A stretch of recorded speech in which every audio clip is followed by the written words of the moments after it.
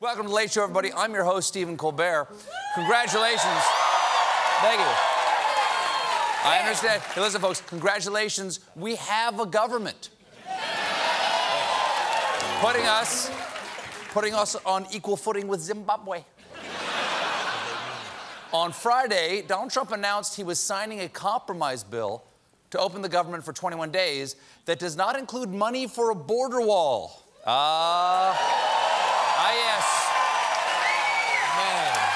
Yes, the negotiator-in-chief.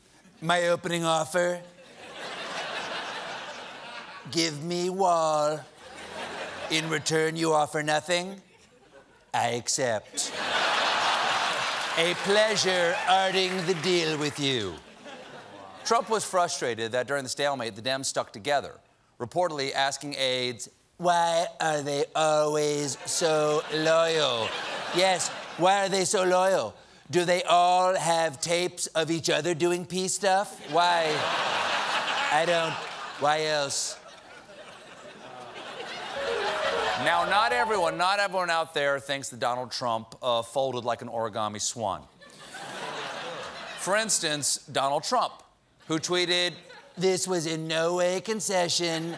It was taking care of millions of people who were getting badly hurt by the shutdown with the understanding that in 21 days, if no deal is done, it's off to the races."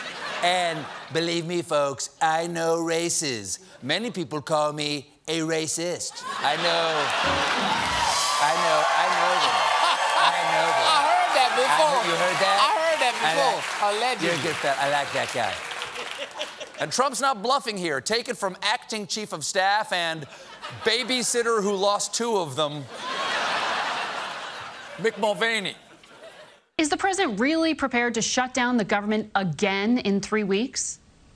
Yeah, I think he actually is. Keep in mind, he's willing to do whatever it takes to secure the border. Yeah, whatever it takes. Pouting, threatening, holding his breath until he turns blue, which would be a more natural color. The president, right now, his heels are completely dug in. When asked if he would accept less than $5.7 billion for his wall, Trump said, I doubt it. So, just to be clear, he's making the exact same offer, backed by the exact same threat, but somehow he expects different results. Well, you know what they say, the definition of insanity is Donald Trump. Is that right? All right? And we haven't even gotten over the last shutdown. A spokesman for the nation's air traffic controllers put it this way. He said, it will be like starting up a 150-car freight train and getting it to full speed. That's how much the shutdown has set us back. Air traffic controllers are using train metaphors.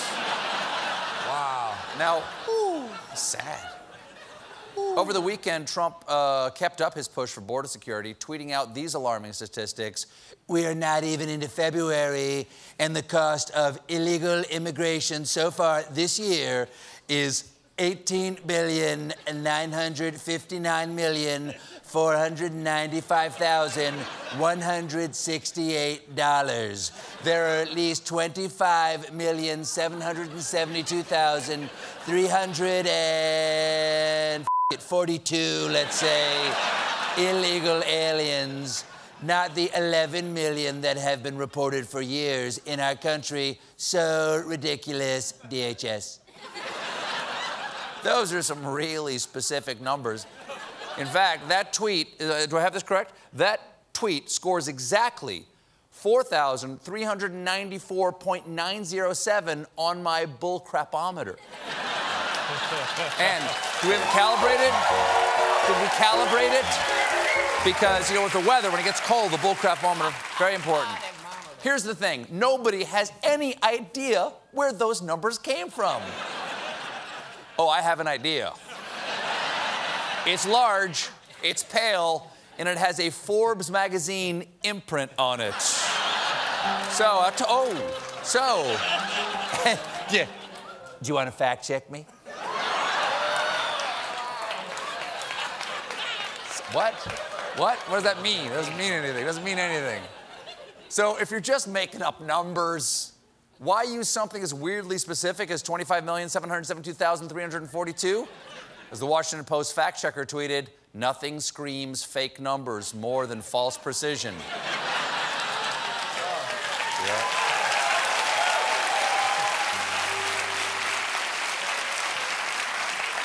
I'll tell you, you know what else screams fake numbers? Trump's talking bathroom scale. 239 pounds, I said what you wanted, now please get off.